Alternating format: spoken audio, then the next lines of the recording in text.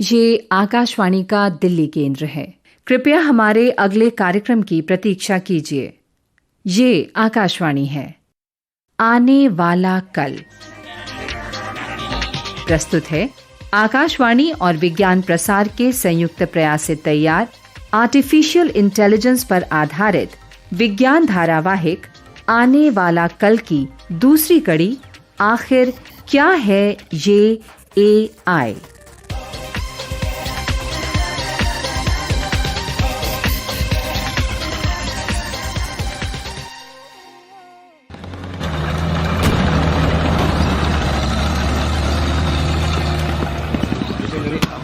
Target को point करो।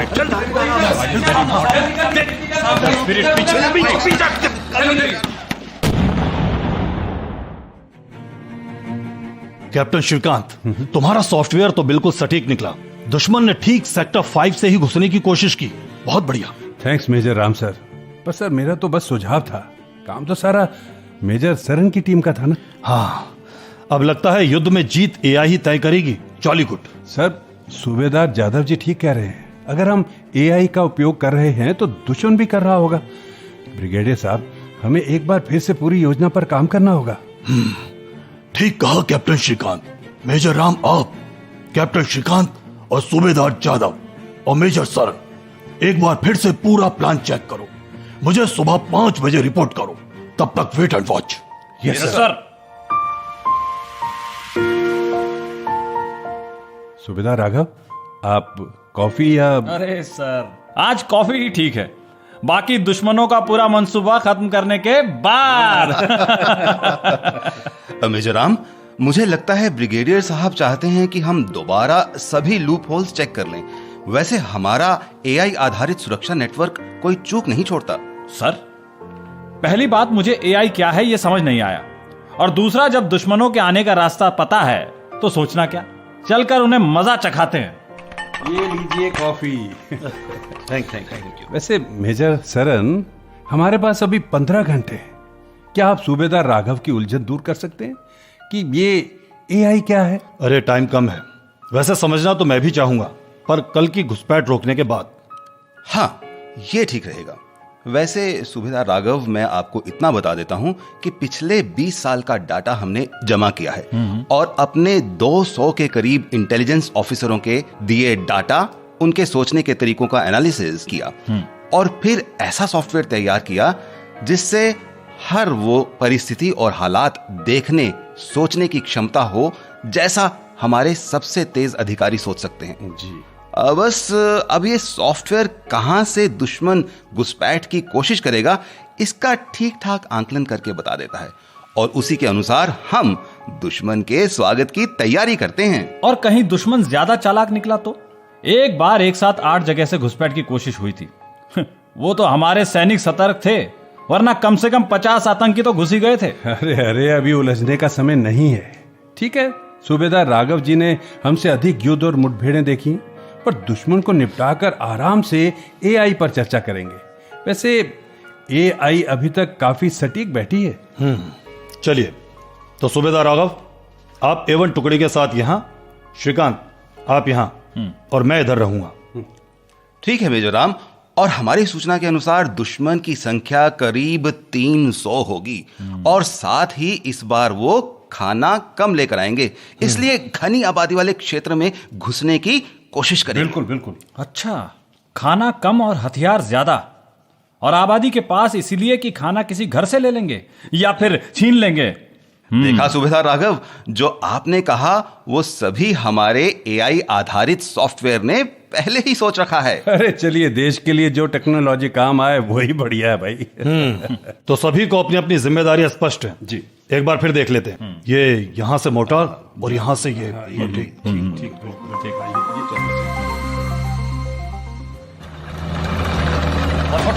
Alpha two Charlie, क्या किया हुआ? ये करीब 300-400 हैं और सभी तुम्हारे सेक्टर की ओर आ रहे हैं। सूबेदार राघव, तुम्हारी लोकेशन पर पहुंच रहे हैं। All the best, over and out. कोई भी आतंकी सीमा पार ना कर पाए। हाँ, ऐसे ही सिपाही सुनील, आप 4 सिपाही ले जाओ और जाकर बाईं ओर से फायरिंग शुरू करो। यहां मैं देखता हूं, जाओ। जी जनाब।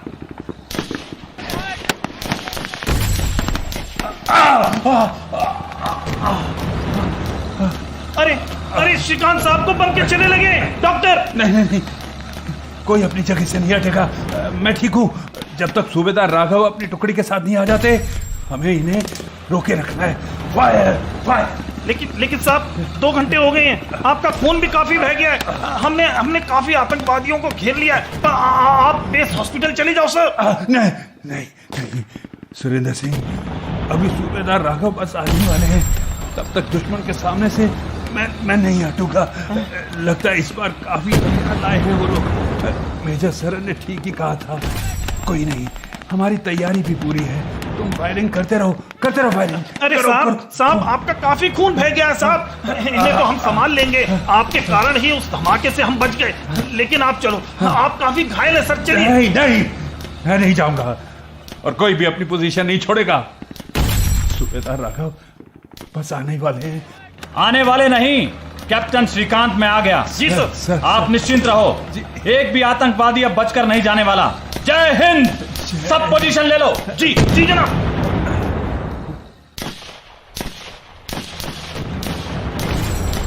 देखिए कैप्टन श्रीकांत, देखिए कैसे भाग रहे हैं। आदेश हो तो हम भी पीछे जाएं। इनकी दोबारा इधर आने की हिम्मत नहीं होगी। अरे नहीं सूबेदार राघव, बस फायरिंग करते रहिए और लाइन नहीं क्रॉस करनी है। आपकी यूनिट ने सही समय पर आकर सब संभाल लिया। सब संभाल लिया। श्रीकांत साहब को जल्दी लेकर जाओ। 4 लोग जल्दी। मेडिक।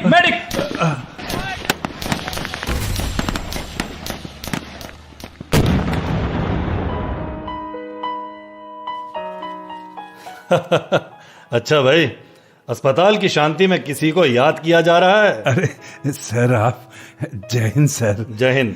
अरे मेजर सरन भी आए हैं। जय हिंद सर। जय हिंद श्रीकांत, तुमने तो होश में आने में ही 5 दिन लगा दिए। अब कोई इतना भी सोता है क्या यार? सर आप भी। अरे मेजर सरन, हमारे श्रीकांत ने 3 गोलियां और 16 छर्रे झेले थे। खैर सुनाओ, अब कैसा लग रहा है? बढ़िया है मेजर राम। डॉक्टर कह रहे थे कि 3 हफ्ते में ज्वाइन कर सकूंगा मैं। अरे ज्वाइन तो तुम कर ही लोगे, पहले ठीक तो हो लो। जय हिंद साहब। अरे सूबेदार राघव, 0.5 की घुसपैठ रोकने वाले हीरो, आइए। अरे वाह, इतना बड़ा गुलदस्ता। जय हिंद साहब। हीरो तो हमारे कैप्टन श्रीकांत हैं। साहब, इन्होंने मोर्चा नहीं छोड़ा, जीत के बाद ही बेहोश हुए। ये लीजिए साहब। धन्यवाद राघव जी, ये नर्स को दे दीजिए, वो लगा देंगी। हाँ तो सुनाइए राघव जी, आज आपने भी छुट्टी ले ली? नहीं साहब, दिल्ली काम से आया तो सोचा आपका यहाँ इलाज चल रहा है तो मिलता चलूं। काफी ठीक लग रहे हैं आप। हाँ, अब काफी ठीक हूँ। राघव जी, अब हमारी एआई के बारे में क्या कहना है? जी अरे ये बात तुमने अच्छी छेड़ी मेजर सरन। आज तो मैं भी एआई को समझना चाहूंगा। असल में घर में बिटिया कुछ डेटा एनालिस्ट करने की बात कर रही थी और बेटा कुछ ऑटोमेशन कह रहा था। मैंने उन्हें पता तो नहीं लगने दिया कि मुझे कुछ नहीं पता, पर फिर भी अगली बार वो कुछ बोलें तो मैं भी तो कुछ कहूं।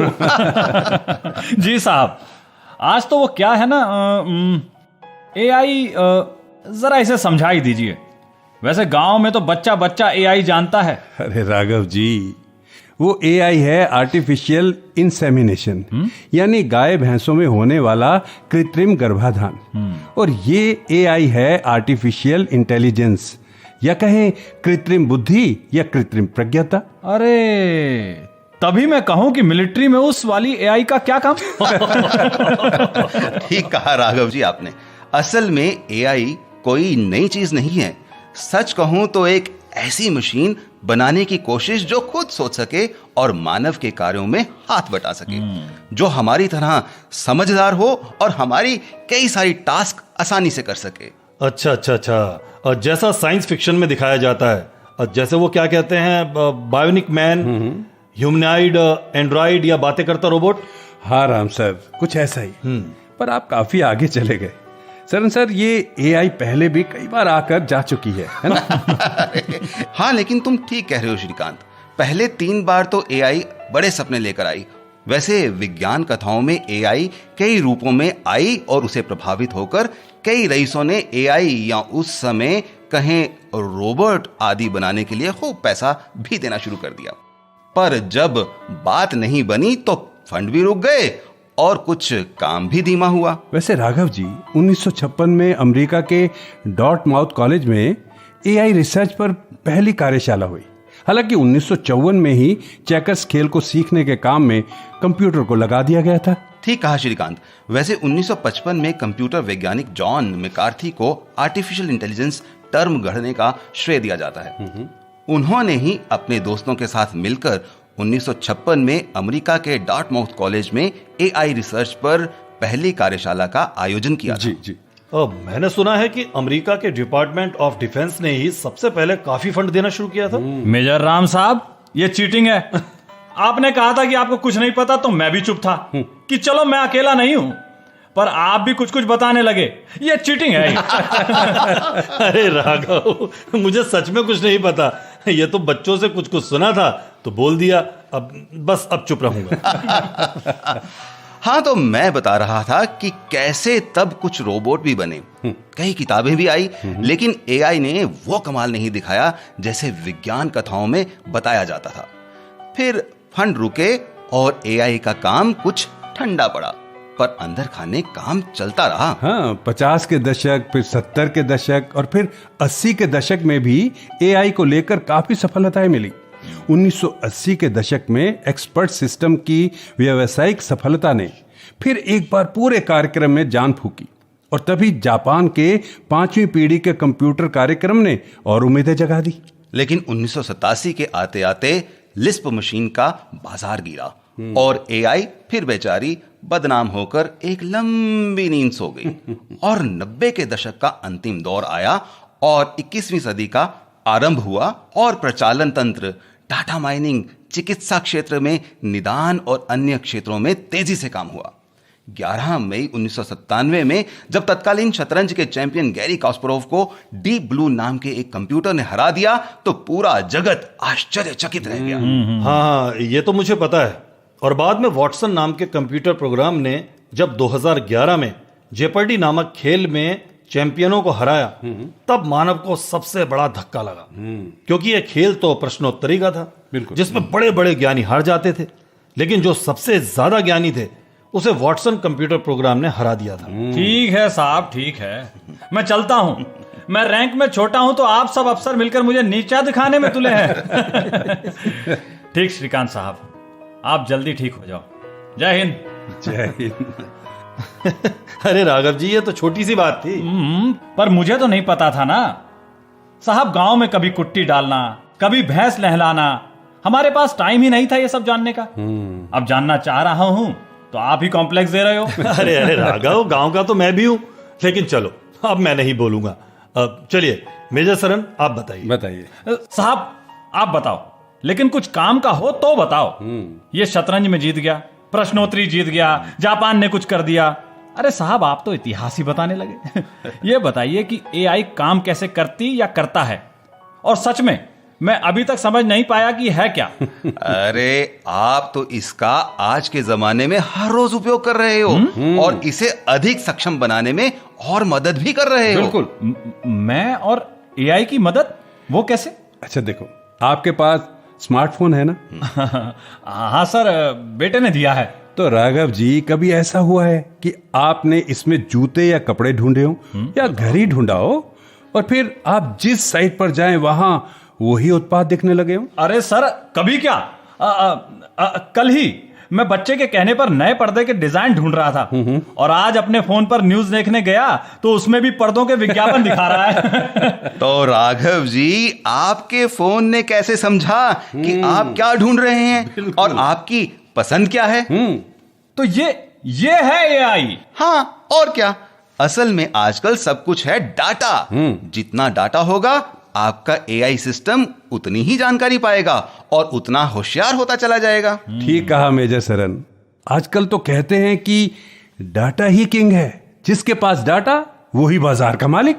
अरे ये कुछ ठीक से समझाओ। मेजर राम और आप लोग भी जी। असल में एक आंकलन है कि मानव के दिमाग में करीब 100 अरब न्यूरॉन्स यानी तंत्रिका कोशिकाएं हैं। समझ आ रहा है ना भाई? वैसे एक आंकलन ये भी है कि हमारी दूधिया आकाशगंगा में भी करीब 100 अरब तारे हैं।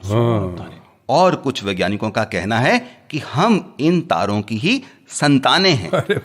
तो सब कुछ कहीं ना कहीं आपस में जुड़ा हुआ है, जैसे हम सब। अब सरन, तुमने तो विज्ञान कथा बनानी शुरू कर दी। 100 अरब न्यूरॉन का एआई से क्या रिश्ता? ये सवाल तो ठीक है मेजर राम, एक बहुत गहरा रिश्ता है। कंप्यूटर वैज्ञानिकों ने ये आंकलन लगाया कि अगर 100 अरब लोगों का डाटा एक जगह आ जाए और एक आर्टिफिशियल दिमाग तैयार हो सकता है जहां एक डाटा एक न्यूरॉन की तरह कार्य करेगा और 100 अरब लोगों का डाटा बनाएगा आर्टिफिशियल न्यूरल सिस्टम। है सर जी, क्या बना देगा? आर्टिफिशियल न्यूरल सिस्टम, या कहें एक कृत्रिम दिमाग। बस तभी से डाटा, या आज की भाषा में कहें डेटा जमा करने की होड़ शुरू हो गई और इसके प्रभाव भी नजर आने लगे। अब कैसे प्रभाव नजर आने लगे? जैसे सोशल मीडिया डेटा कलेक्शन का सबसे बड़ा स्रोत है और दूसरा है डाटा जमा करने के लिए तो सर्वे होता है, दूसरा यही होगा सर्वेक्षण। नहीं राघव जी, दूसरा सबसे बड़ा डेटा जमा करने का साधन है मनोरंजन। और अब तो मनोरंजन आपके मोबाइल के जरिए होता है जी। और आप जब कोई भी ऐप डाउनलोड करते हैं तो बस ओके दबाते जाते और एआई का सॉफ्टवेयर आपके फोन के सभी डाटा लेता जाता है। अच्छा। जैसे कॉन्टैक्ट नंबर, फोटो आदि। अब सोचिए, जिन्हें कभी टेक्नोलॉजी कंपनी कहते थे, जो आज भी दुनिया की टेक्नोलॉजी के क्षेत्र में दिग्गज कंपनियां हैं, वो मनोरंजन के क्षेत्र में क्यों आ रही हैं? जैसे ओटीटी यानी ओवर द टॉप, जिसमें कई सीरियल, फिल्में आदि दिखाई जाती हैं। बिल्कुल। बस टीवी या फोन को नेट से जोड़ना होता है और ऐप डाउनलोड करो, वो भी फ्री। और कुछ कंपनियां तो बिना पैसे लिए ही फिल्में, सीरियल आदि दिखाती हैं। बिल्कुल सही मेजर राम। और आपने एक बात सही पकड़ी कि लगभग सभी ऐप फ्री हैं, चाहे सोशल मीडिया हो या ओटीटी, सब फ्री। अब मेजर साहब, आपने चीटिंग तो कर ही ली, पर बात रोचक सी लग रही है, इसीलिए मैं पूछ रहा हूं कि साहब सब फ्री है तो अच्छा है, इसमें परेशानी की क्या बात है? अच्छा टाइम पास हो जाता है। परेशानी कैसी राघव जी? लेकिन सब कुछ फ्री है, इसलिए है कि आपका डाटा मिल सके। आप कौन सी फिल्म देखते हैं, कितनी देर देखते हैं, कौन से सीरियल्स देखते हैं और क्या क्या देखते हैं, क्या खरीदते हैं, ये सब डाटा तो चाहिए एक आर्टिफिशियल न्यूरल सिस्टम बनाने के लिए। और सोशल मीडिया ने इसमें बहुत योगदान दिया है, जिससे डाटा एनालिसिस करके एल्गोरिदम्स बनाकर एआई आधारित समाधान विकसित किए जा रहे हैं। अब मेजर सरन, मैं भी कुछ पूछ ही लूं। साहब, ये कॉफी, बिस्कुट और सैंडविच सिस्टर ने भिजवाए हैं। अरे वाह वाह, ये बढ़िया रहा। लो श्रीकांत, लो सैंडविच भी ले लो। अच्छा, यहाँ रख देता हूँ। हाँ तो राघव जी, आप क्या कह रहे थे? अब क्या कहूं मेजर सरन जी, आपने कहा था कि वो क्या है कि वो एल्गोरिथम्स। अब ये मैं भी जानता हूं, लेकिन मेरा भतीजा भी फ्रांस की एक कंपनी में इसी तरह का काम करता है। अच्छा। और कह रहा था कि कंपनी ने ऐसा एल्गोरिथम बनाया है कि कोई भी व्यक्ति हो, चाहे उसका बचपन का फोटो हो, कैमरा उसे भीड़ से भी ढूंढ निकालता है। अब ये कैसे अरे मैं चला। अरे क्यों सर, क्यों जा रहे हैं? अब सूबेदार राघव चीटिंग कर रहे हैं। अभी तक तो कुछ नहीं पता था, अब एल्गोरिथम बता रहे हैं चीटिंग। अरे यही तो खासियत है इस एआई की, आज हम सभी के जीवन में कहीं ना कहीं जुड़ ही गई है। ठीक कहा श्रीकांत। हाँ तो राघव जी, आपने सही कहा कि ऐसे एल्गोरिथम बन रहे हैं, और सच कहें तो हमारे पास भी हैं, पुलिस के पास भी हैं। अगर कोई प्लास्टिक सर्जरी भी करवा ले तो भी हम उसे पहचान सकते हैं। असल में नाक, आंखों के बीच का एक रेशो है जो हमेशा एक ही रहता है। और भी कई बातें हैं जो सीक्रेट हैं। लो साहब, हमसे भी सीक्रेट? आपने तो फौज वाली बात कर दी। यहाँ तो सब फौजी ही हैं। तो भाई, कभी खेल में जीत से शुरू हुई एआई की यात्रा आज स्वास्थ्य सेवाओं से लेकर चालक रहित वाहनों और यहाँ तक कि हमें कपड़ों के रंग तक चयन करवाने में सफल हो रही है। अरे रंगों के चयन का क्या, अब तो सुना है लोगों की सोच पर भी प्रभाव डालने में सक्षम है। हाँ। क्यों? मेजर राम, इस पर तो मैं चुप ही रहूंगा। वैसे मेजर सरन, मेरे दिमाग में एक बात आ रही है। वो क्या? मेरी दादी कहती थी कि आदमी के दिमाग की बातें तो 10% ही पता चलती हैं, बाकी 90% तो उसके मन में ही रहती हैं।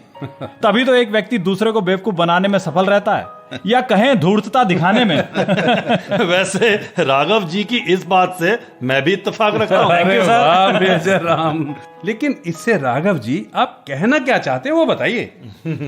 बस श्रीकांत जी, मैं यही कहना चाह रहा हूं कि आप जिस मानव के डाटा पर अपना आर्टिफिशियल न्यूरल सिस्टम यानी आर्टिफिशियल दिमाग बनाने जा रहे हैं, वो तो अपने मन की 90% बातें तो मन में ही रखता है, और जो बताता है उसमें आधे से भी अधिक झूठ होता है। तो धूर्त लोगों के डाटा से आपका आर्टिफिशियल न्यूरल सिस्टम भी धूर्त बनेगा, बताइए। अरे वाह राघव जी, आपने तो बहुत बड़ी बात कही दी।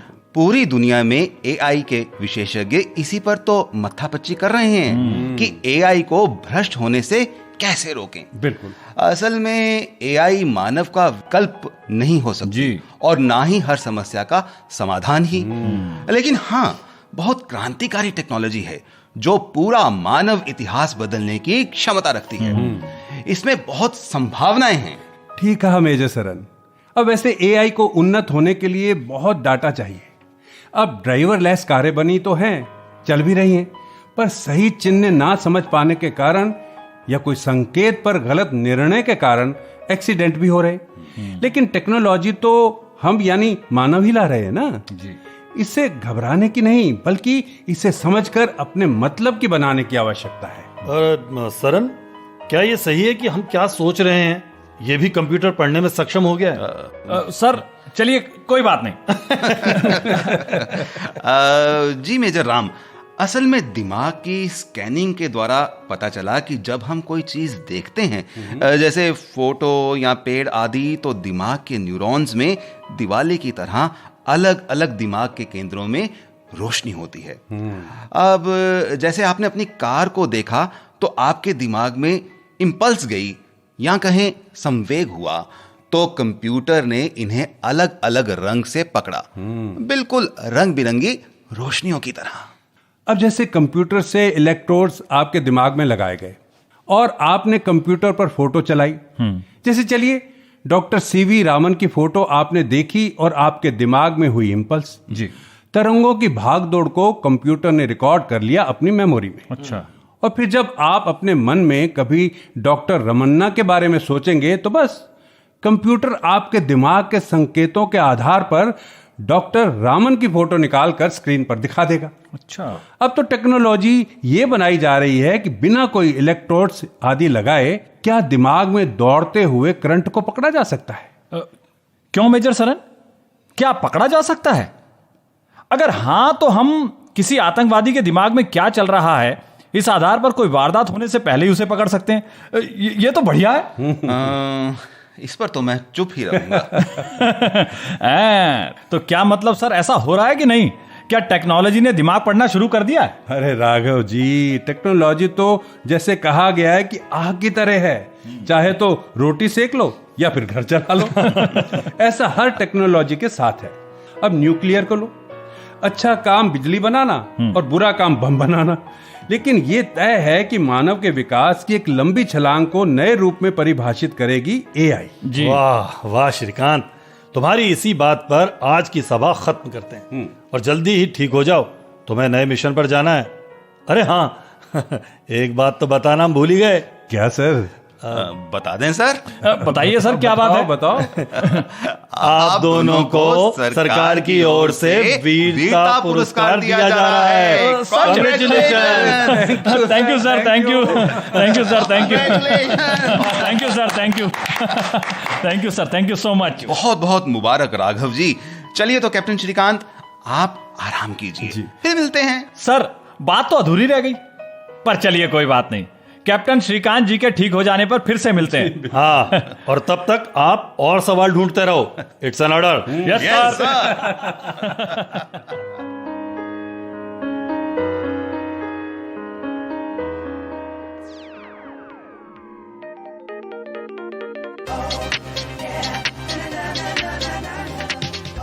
आने वाला कल।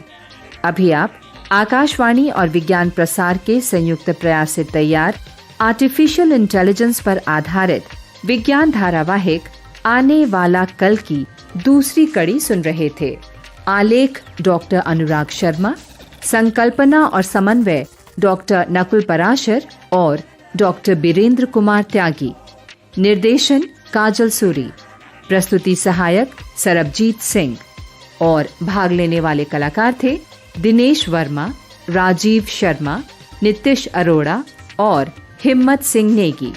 साथियों, अभी जाइए नहीं, अब समय है आपसे किए जाने वाले प्रश्नों का। हम आपसे 2 प्रश्न पूछेंगे। सही उत्तर भेजने वाले श्रोताओं को लकी ड्रॉ द्वारा निकाले गए परिणामों के आधार पर विज्ञान प्रसार द्वारा आकर्षक पुरस्कार दिए जाएंगे।